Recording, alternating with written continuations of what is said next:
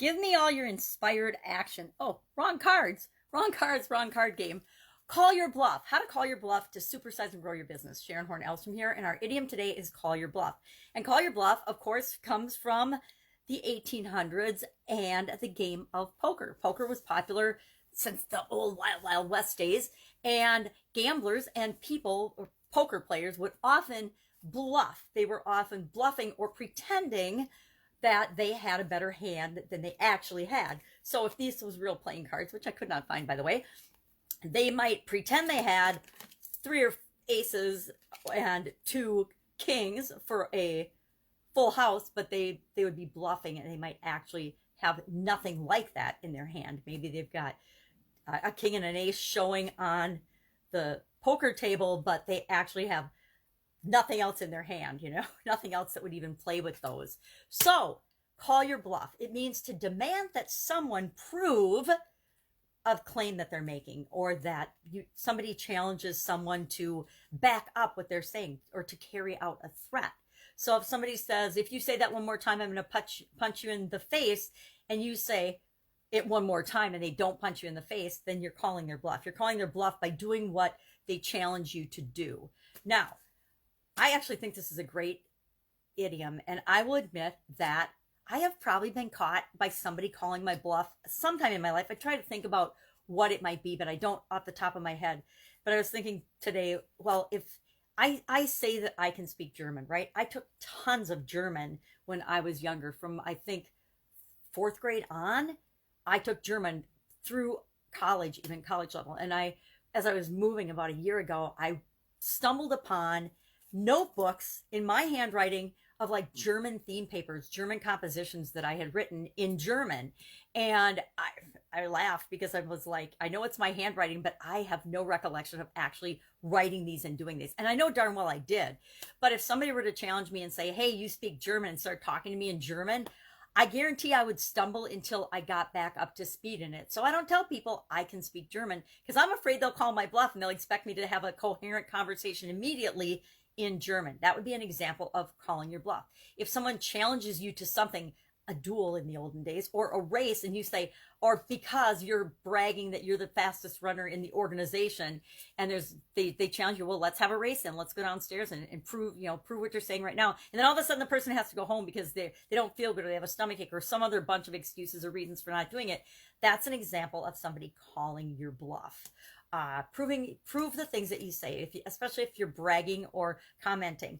And if you're just sharing your opinion, guess what? And somebody calls your bluff, say, hey, I heard this on the news and I believe it, or this is where I got that information and this is my reason for believing it. We all get to believe whatever we want to believe, but when people call your bluff, know that that's their right as well to say, hey, I heard that too, but this is my interpretation of the same thing that we heard. Because guess what?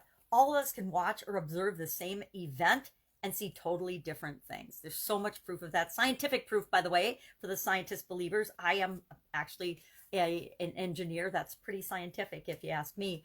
So I look for the actual proof in things, and I invite you to do the same. So how do you apply this to your business? How do you call people's bluff in your business? I say you call your competitor's bluff. If your competitor is making claims about you or your organization, call their bluff. Have them prove it. If you're making claims about your competition, expect that someone is going to call your bluff, and you better have information and stories and statistics and stuff to prove your claim, or you'll be embarrassed because people will call you out on something you say or do about your competitor, and you'll be left holding the bag and feel embarrassed and lose support and customers, and mostly you'll lose their trust. And once you lose people's trust and faith in you, you're in deep, deep trouble, especially as you're trying to grow and build your business. So how do I deal with it in my organizations? I have high expectations of myself and the people that I work with. I expect people to do what they say they're going to do, especially what they commit to doing. I hold them accountable to that. Guess what? I hold myself accountable to that too. Once in a while, I like every other human being, do not do what I say I'm going to do. I say I'm going to not eat sugar for 10 days, and maybe on day 9 it's somebody's birthday and I have a birthday cake. Now I can make excuses. Oh, this looks delicious, and all kinds of things. But I know in my heart that I did not meet my own commitment to myself. And I'm going to beat myself up about that. Some people beat themselves up about not meeting their commitments to themselves. Others do. But people in your organizations, partners and people you work with, are always looking to you to lead by example. Be the example of what you expect in your organization. If you expect people to be honest and trustworthy and treat one another with kindness, you, as the leader and the owner of that organization, it's your responsibility to demonstrate and reward that behavior in your organization. That's how you create a culture that breeds that and then becomes and has a life of its own. So I would love to know your experience with calling your bluff, either calling someone else's bluff or you having you to prove something that you claim or have said before. I guarantee I've had to prove a lot of things in corporate America that I wouldn't say it if I didn't have the data and the information to back it up.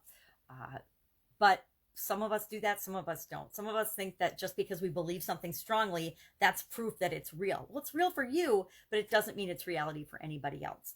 Anyway, that is our idiom today. I love it. I'd love to know your experience with it. Share in the comments below. Any questions, hit me up. Otherwise, I'll be with you tomorrow with another interesting idiom.